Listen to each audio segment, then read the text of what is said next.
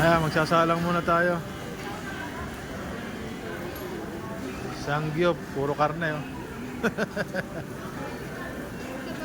Sabi ko hindi muna magkakarne sa bahay kasi mahal ang karne.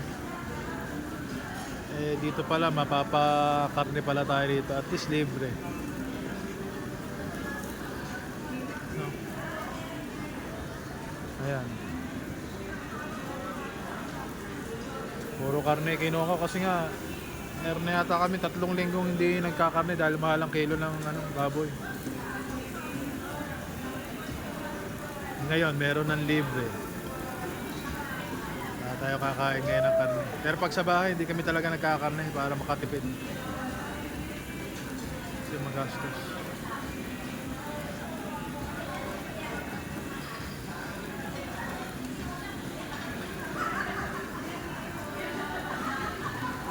Salamat po talaga sa nanlibre. Salamat po.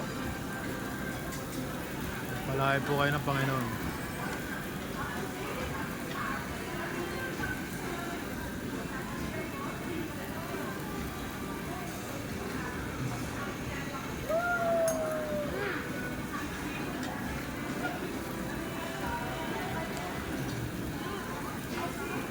May cellophane yung kanilang para hindi. At kaya may cellophane pa.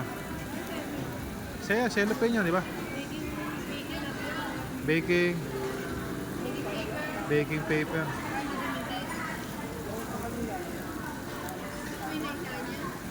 Mahina lang yan.